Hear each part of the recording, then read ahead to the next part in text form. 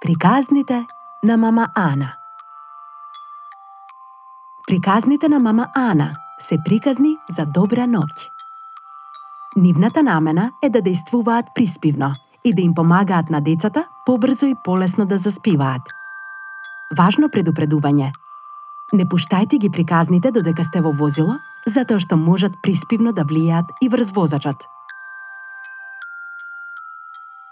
Боби, најдобриот фудбалер на светот. Изморена сум, мамо. Ама прво да прочитаме нешто, може? Може, сонце. Вечерва ќе ја читаме приказната Боби, најдобриот фудбалер на светот. Од каде тоа дека Боби е најдобар? Чекај, слушај ја приказната и ќе дознаеш зашто всушност се работи. Добро, слушам. Беше доцна навечер, а Боби се уште не можеше да заспие. Тој беше многу возбуден затоа што имаше нов фудбалски дрес и нови копачки, подарок од дедо му. Седеше на подот во неговата соба и им се восхитуваше. О, часовникот отчука 10 часот. Време е за спиење, Боби, сакаше да каже часовникот. Утре си прва смена на училиште. Веднаш потоа, мајка му на Боби влезе во собата и го каже истото, но со зборови. И така виде не виде, Боби си легна. А кога легна, ги затвори очите и почна да му се случува нешто прекрасно. Одеднаш, тој трчаше по огромниот фудбалски терен на еден од најголемите стадиони во светот. Додека трчаше, публиката од трибините го извикуваше неговото име. Боби, Боби, Боби!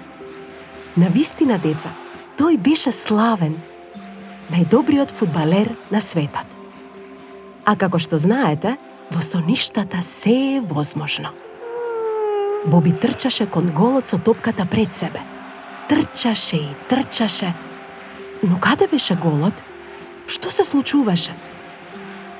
Одеднаш стадионот изгледаше огромен. Толку голем што Боби не можеше да му го види крајот. Трибините беа некаде далеку, далеку од него.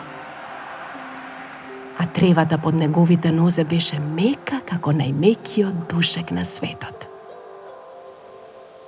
Боби се обиде да ја најде топката, која некако чудесно исчезна во тревата. Каде ли ја снема? И зошто тревата сега изгледаше толку висока?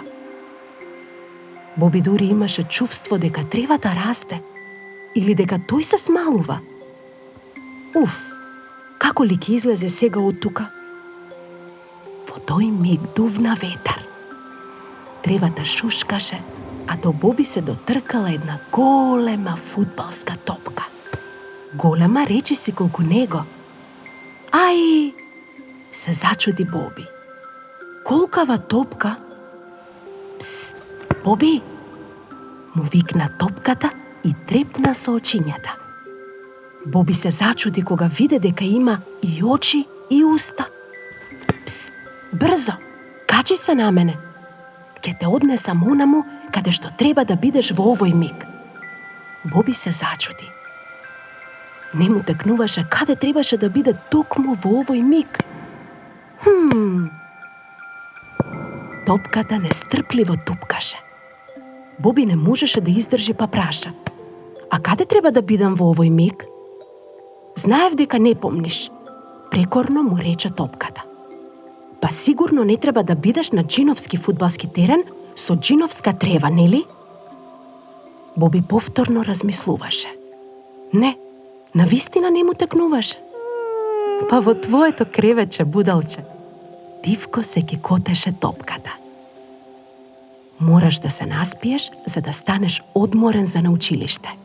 Зар не мислеше цела ноќ да играш фудбал? Па да, таму треба да бидам, си рече Боби и се чукна по главата. А потоа почувствува дека навистина многу, многу му се спие. Тогаш топката го поттурна Боби и тој се фати за неа. Туп, туп-тап, скокаше топката, минувајќи низ тревата, па низ некој пат, па низ шумата, па низ малото, се до куќата на Боби. И замислете, таа скокна дури до прозорецот од собата на Боби. Се вовре низ него и го спушти Боби на мекото креветче. А потоа се смали и се пикна под креветот, каде што обично одмараше кога Боби не играше со неа. И тогаш двајцата потонаа во длабок, мирен сон без соништа. Ете, заспа и Биби, исто како и Боби. Добра ноќ, Биби. Добра ноќ, Боби.